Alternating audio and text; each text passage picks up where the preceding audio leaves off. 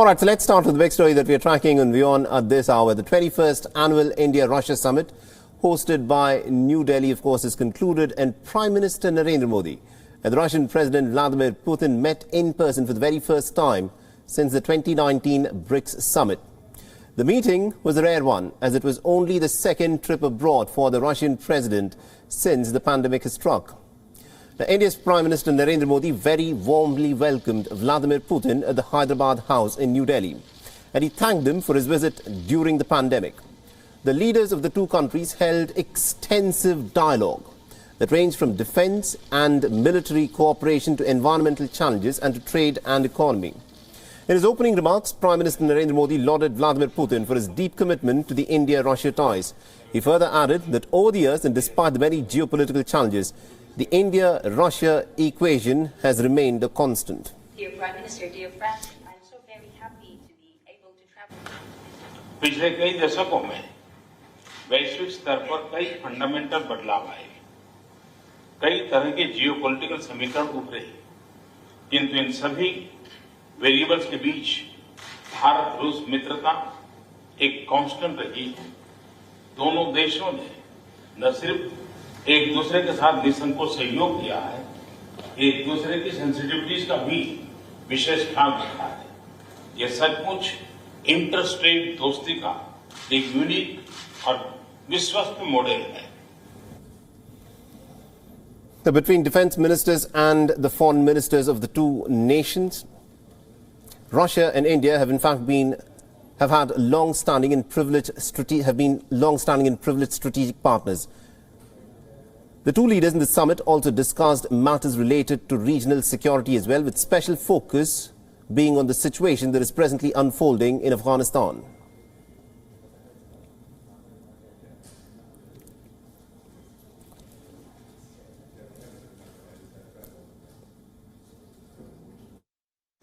अफगानिस्तान और दूसरे क्षेत्रीय विषयों पर भी हम निरंतर संपर्क में रहे हैं। ईस्टर्न इकोनॉमिक फोरम और द व्लादिवोस्तोक समिट से शुरू हुई रीजनल पार्टनरशिप आज रशियन फार ईस्ट और भारत के राज्यों के बीच वास्तविक सहयोग में बदल रही है। All right, now to give us more insights in terms of the importance of this summit meeting between the Indian Prime Minister Narendra Modi and the Russian President Vladimir Putin, we are joined in by India's former ambassador to Russia, Ambassador D.B. Venkatesh Verma is joining us live on this broadcast on WION. Ambassador, thank you very much indeed for joining us in this broadcast. Now, let me begin by asking you this. You know, as a part when he was here, President Vladimir Putin described India as a great power and a time-tested friend.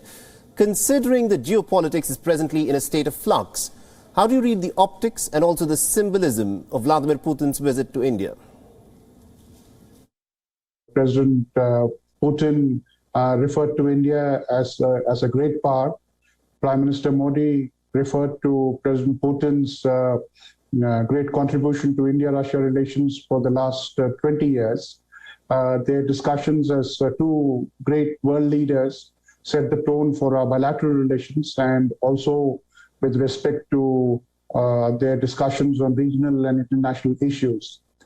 The second issue, I think, which came out very clearly in the summit yesterday was that while traditional areas of India-Russia cooperation in defense, energy, nuclear and space continue to grow stronger, new drivers of our relations have been added, which will give new momentum, new energy to our bilateral relationship. This is not just new formats. We had a new format yesterday, the first 2+2 dialogue between the foreign ministers and the defense ministers of both countries, and India was represented by our Raksha Mantri, Shri Rajnath Singh, and our External Affairs Minister, Dr. Jaishankar, with their Russian counterparts. But also new drivers of economic and trade relations have been added. Right now, Ambassador, one of the interesting aspects of what unfolded yesterday is the fact that Russia has said that it wants India to be a part of the troika in Afghanistan. Now, what role do you think India can actually play as a part of the extended troika? No, that I think is a very welcome development. Afghanistan is a matter of concern for both India and Russia, not just in terms of terrorism it becoming a sanctuary for terrorism, for drug trafficking, for migration, for instability emanating from Afghanistan, which is a concern for both of us into Central Asia. Recently, the national security advisors of both countries established a roadmap. And Russia has had several formats of meetings, including the Moscow format in which India participated. It's a very welcome development that an indication was given by the Russian side that Russia would like India to come in the troika format as well. And India has vital stakes in Afghanistan. We have common interests with Russia. And I'm sure this is a very positive development, both at the diplomatic side, but also for our special services who look after fighting international terrorism. And we have a number of terrorist groups of concern, which we believe can get a sanctuary in Afghanistan, which we would like to prevent. All right, now India and Russia, of course, have common points of interest, but the fact is India is also now a member of the Quad. So, Ambassador, my question to you is, can India's membership of the Quad become a point of friction between India and Russia? Because Russia quite clearly has said that it does not like any such groupings coming up in the Indo-Pacific. Well, both on the Indo-Pacific and on the Quad, Russia has said that it approaches these issues from a different perspective. Different perspectives need not necessarily become disputes and conflict areas. There is an ongoing dialogue between India and Russia, which also happened in an intensive manner yesterday, both at the summit level and at the 2+2 talks. You see, the world is changing. Geopolitics is changing. There is multipolarity in play. We need rebalancing instruments. For us, the Indo-Pacific and the Quad are one such example of instruments. There is also the Greater Eurasian Partnership that Russia has been promoting. We see no contradiction between the Indo-Pacific objectives and the Greater Eurasian Partnership objectives, which is a framework for greater participation, cooperation, and integration. And the joint statement that was issued yesterday between India and Russia clearly makes a reference to these 2 points. You know, but the equation between India and Russia is actually pretty complex, isn't it? Now, India has, of course, gone ahead with the purchase of the S-400 anti-missile defense systems from Russia. Now, there are members within Washington who've been murmuring about invoking the CAATSA Act against India. Do you think it is going to be a difficult tightrope walk for India to, in fact, walk through in the equation that it has, both with Russia and also with the United States? Well, India and Russia have strategic partnership, especially in the defense sector, for almost 6 decades now. And many of the armaments and equipment that are in our inventory will be there for several more decades to come. That is the reality of life, which cannot be wished away. India has a strategic partnership with the United States, which has grown in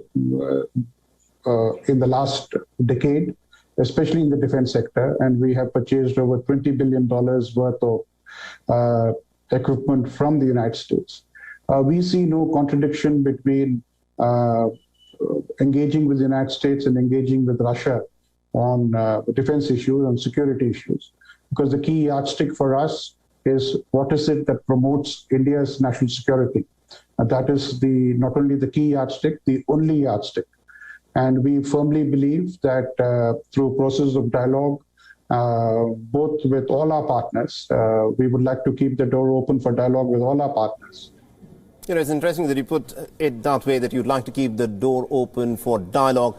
Now, Russia also happens to be a very close ally of the Chinese, and in the wake of what is happening at the border at Ladakh over the course of the last 18-odd months, do you think the Russians can have any kind of a calming influence on the Chinese belligerents at the Ladakh border? Russia has its own relations of partnership with other countries. We judge India-Russia relations on its own merits. We believe that Russia has been sensitive to our security interests. I can give you a practical example. Since the summer of last year, Russia has fulfilled all the requests that we have made for not only the regular arms supplies, but for the emergency procurement of critical equipment and ammunition that our armed forces wanted. Raksha Mantri Shri Rajnath Singh had come to Moscow in the summer of last year, and we provided them, the Russian side, with a list, and I can tell you the entire list has been completely fulfilled. The supply of additional equipment, the supply of the S-400, we are now going to manufacture the world's topmost assault weapon, which is the AK-203. Russia is helping us promote the Make in India program. So it's a very robust defense relationship. And I don't see any example where Russia has held back defense supplies to India because of its relations with China. That is a practical example of where Russia stands on this very critical issue. Now, Ambassador, my last question to you is this. The India-Russia equation is a pretty old one. It has held strong for the last 7+ decades. In fact, it's been described as India's old romance. But the fact of the matter is, India's relationship with Russia has not blossomed beyond defense cooperation. Is there any reason for that? It is true that defense occupies a very large space in our cooperation matrix, but it is not true that it is the only pillar. We have a very substantial energy partnership. Our Minister of Petroleum and Natural Gas, Hardeep Puri, had visited Russia in September. We have made investments both together totaling over $30 billion. Some of our best and most substantive investments in the energy sector have been in Russia.